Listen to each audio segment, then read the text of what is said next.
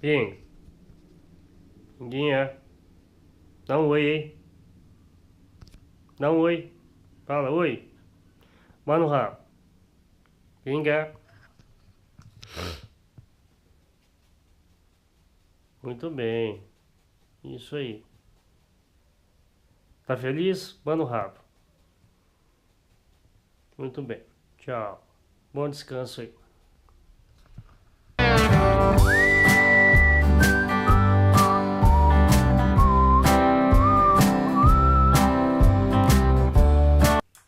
Olá, tudo bem? Então, dando continuidade aí aos vídeos, a gente ficou parado um tempinho, primeiro que de férias e segundo que tava fazendo um frio desgraçado, e no frio é ruim para fazer qualquer coisa. A gente deu uma paradinha, mas retomando agora a questão das videoaulas. Bom, hoje eu vou falar sobre um pensador extremamente importante, extremamente atual, né, que é o Locke, John Locke. Pelo amor de Deus, não é John Locke, Locke. E não é aquele cara lá do seriado Lost, né?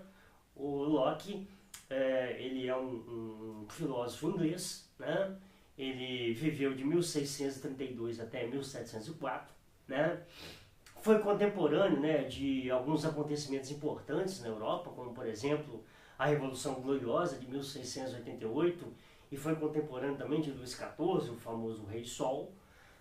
De certa forma que talvez, né, vivendo toda essa efervescência política na Europa, é que ele tenha desenvolvido uma filosofia tão interessante, sendo aí considerado o pai, o fundador do liberalismo político, né? A primeira coisa é o seguinte: o Locke, ele, na sua obra, ele não faz menção nenhuma ao Thomas Hobbes, que é, né, ao contrário, um dos grandes defensores do absolutismo monárquico. No entanto, né, é possível assim fazer uma grande comparação, né, em relação à obra tanto do Hobbes quanto a do Locke. E aí, obviamente, as duas obras são bem diferentes, bem divergentes, né? No sentido assim do governo, da autoridade do governo, do governante e assim por diante. Uma outra questão também importante: Locke, ele é empirista, né? Então ele também vai discordar do Descartes, né? Que é o pai do racionalismo. O Locke vai defender a ideia, né, de que a nossa mente é uma folha em branco, uma tábula rasa, como uma lousa em branco, né? E aí, a partir, né, dos conhecimentos adquiridos ao longo da vida, pela experiência, a gente vai preenchendo, né, essa lousa, ou vai preenchendo essa folha em branco, né? Então ele acreditava que efetivamente apenas, né, os sentidos não eram capazes de formar assim ideias complexas, né? Obviamente que os sentidos nos orientavam, né? Mas daí as associações daquilo que é doce, daquilo que é salgado, daquilo que é uma maçã, daquilo que é um abacaxi, efetivamente só vinha através da experiência, né? Então ele é um empirista, né? Aquele que acredita, ao contrário dos racionalistas, que a nossa mente não tem nada logo quando nascemos. Ops, peraí, dei uma escorregada aqui. Eu falei que os racionalistas, né, afirmavam que a mente não tinha nada. Ao contrário, esses são os empiristas. Os racionalistas acreditavam que mesmo anterior à experiência, a nossa mente já era possuidora de um certo conhecimento, aquilo que eles falavam assim, de conhecimento a priori. Então não era uma folha em branco, já existia alguma coisinha aqui na nossa mente, mesmo antes da experiência. Tá joia? Desculpa o lapso aí. Continuando, manda ver. Bom, mas assim, acredito eu que a parte mais importante, mais interessante do Locke é exatamente a questão na política, do governo, né? Ele escreveu um livro, Ensaios sobre o Entendimento Humano, né? Onde ele analisa, né, lei natural, estado de natureza, governo, liberdade, direito de rebelião e assim por diante. O grande lance do Locke é como manter a liberdade com a manutenção da ordem. Como manter a liberdade com a manutenção da ordem. Thomas Hobbes falava que era impossível. Tipo, liberdade e ordem não combinam. Então você teria que ter assim, um governante muito autoritário, um governante com poderes plenos, com poderes absolutos, que fosse capaz de colocar fim àquilo que ele chamou de barbárie, né? Que reinava no chamado estado de natureza. Uma construção abstrata, né? Onde não havia leis, não havia regras e cada um vivia, né, de acordo com a sua própria lei, né? Uma coisa interessante em relação do Locke em relação ao Hobbes é que o Locke não entende assim, o estado de natureza como uma coisa assim, caótica, né, como o Hobbes preconizava, né? Ele achava assim que existia uma autoridade, a autoridade da família, né? Então ele lá no estado, ele acreditava que lá nesse estado de natureza já existia a família, e aí você tinha a autoridade do patriarca, né? Então as pessoas viviam sobre a autoridade desse patriarca. E segundo o Locke, nesse estado de natureza, o homem era possuidor de certos direitos inalienáveis, os tais rights manifestos, os direitos naturais, os direitos que eram próprios do homem, a vida, a liberdade e a propriedade, o mais polêmico de todos, né? Então, quando nós nascemos, nós temos direito a esses três direitos, vida, liberdade e propriedade. E aí uma coisa interessante pelo seguinte, porque ele fala, o que nos garante efetivamente o direito à propriedade? Porque Deus criou o mundo de forma comum, as propriedades, as águas, as rochas, as árvores. E o que nos dá efetivamente o direito, né, da gente se apossar de um pedaço dessa propriedade? O mérito. Então assim, por que o Locke ele é o fundador do liberalismo, um dos fundadores do liberalismo, na medida que ele coloca o trabalho, né, como fonte de riqueza, de merecimento dessa propriedade. É muito comum no dia a dia, quando a pessoa, por exemplo, compra um carro novo, compra uma casa, a pessoa, no primeiro momento, ela se espanta, nossa, ele comprou um carro novo, mas ao mesmo tempo ela corrige, mas também ele merece. Ele é um trabalhador, ele é disciplinado, ele é um camarada que fez por merecer. Né?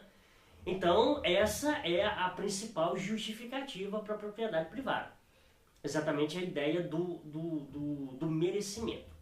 Né? Então, obviamente, fazendo uma comparação, se algumas pessoas não possuem tal propriedade, você, por exemplo, é porque você não merece ou porque você não é capaz suficientemente para obtê-la. Bom, mas aí que vem aquela coisa. No estado de natureza é um estado inseguro. Porque se não tem lei, não tem crime. Então, obviamente, os homens podem vir a perder esses direitos. Então eles, por livre consentimento, eles decidem se organizar diante de um governo que irá zelar por esses direitos ditos inalienáveis. Repito, vida, liberdade, propriedade, rights manifestos. Então, para proteger os rights manifestos, criou-se um governo. Mas veja bem, a autoridade aqui não pode ser confundida de forma nenhuma com autoritarismo, que é mais ou menos aquilo que talvez o Hobbes pensava, exatamente por ser um camarada extremamente pessimista em relação ao homem, né? Aquela coisa, né, de que o homem é lobo do homem, etc. Então, na verdade, o governo nasce, segundo Hobbes, a partir de um consentimento, de uma concordância. E, na verdade, o governante ele tem que ser muito respeitoso em relação a esse consentimento. Então isso não lhe dá o direito de ser autoritário. Então ele tem, digamos, a prerrogativa da autoridade, mas essa autoridade ela tem que ser usada em benefício dos governados, no que tange a proteção aos seus direitos inalienáveis. Locke, inclusive, defende a ideia do direito de rebelião, tirando como próprio exemplo a família. Um clã, por exemplo, onde um membro desse clã se comporta indevidamente, ele é punido.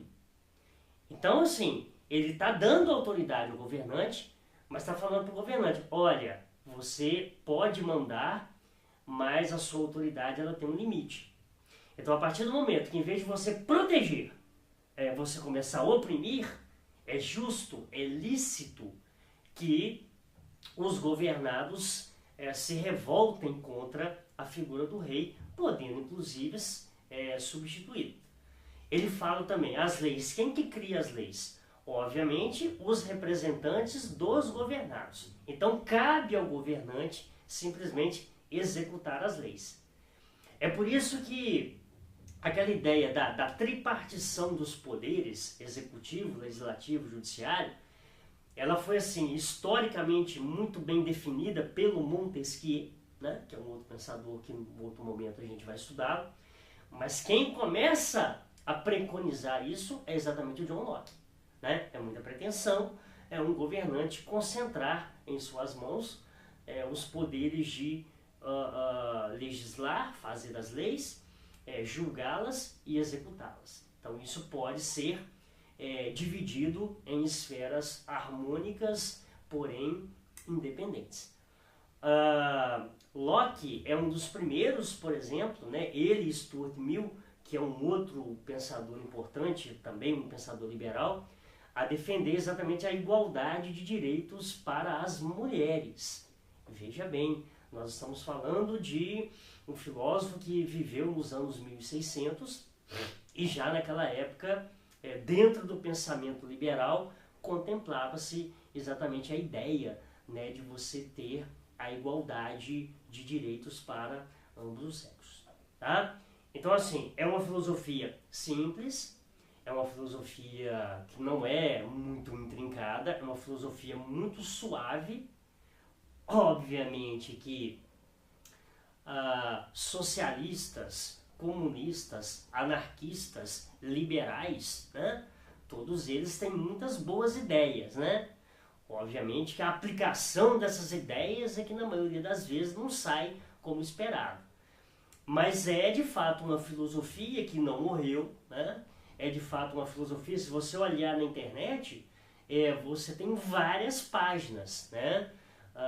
Que defendem essa ideia do pensamento liberal, essa ideia de tipo assim, de respeitar a lei natural. A lei natural é a liberdade do homem. Então o Estado não pode e nem deve interferir nessa liberdade do homem. Deixar que ele desenvolva as suas faculdades e dessa forma a prosperidade reine. Este foi John Locke, um filósofo, como eu falei, com uma filosofia razoavelmente simples, mas extremamente importante e extremamente atual. Tá joia? Eu tenho recebido sugestões de que ao final do vídeo, né, eu tenho que falar para você curtir lá no YouTube, para você se inscrever no canal, dar um like e também dar um tchauzinho no final da aula. Então, mais uma vez, muito obrigado e tchauzinho. Tudo de bom para você, estude bastante. Nós já estamos em setembro, o Enem, o Colune, os exames estão chegando. Então agora é hora de você focar e ir em frente. Tchau. Obrigado.